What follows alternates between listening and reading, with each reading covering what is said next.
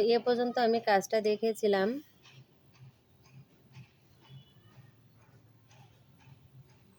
তিনটি চেন সমান একটা ডাবল কুশি। এখন নেক্সট যে ঘরটা, এই ঘরের ভিতরে একটা ডাবল কুশি করব। টোটাল এখানে 10টা ডাবল কুশি করতে হবে এই সাইডে। তো এখানে আমার 2টি ডাবল কুশি হয়ে গেল। 3 4 5 6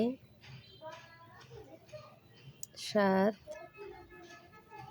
8 9 10। 1 2 3 4 5 6 7 8 9 10। এখানে 10টা ডাবল কুশি করলাম। এখন টু টুগেদারের ঘর হবে 1 2। দুটো ঘরকে একটা টু টুগেদারের ঘর বানালাম। 1 2 দুটো মিলে একটা টুগেদারের ঘর বানালাম। তাহলে এখানে দুটো ঘর হয়ে গেল। 2 3 3 4 4 5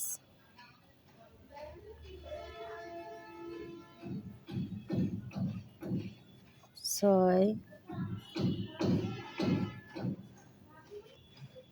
6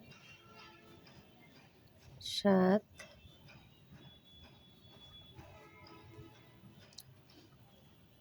8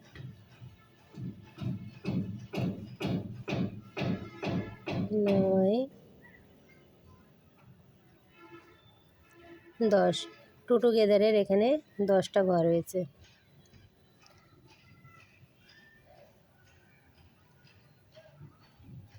এখানে দেখুন 1 2 3 4 5 6 7 8 9 10। 10টা টু টুগেদারের ঘর বানিয়েছি এখানে। এখন এখানে যে ঘরগুলো আছে একটা একটা করে ডাবল কুশি করব, তবে আশা করা যায় এখানে 10টা হবে। 1 2 3 3 4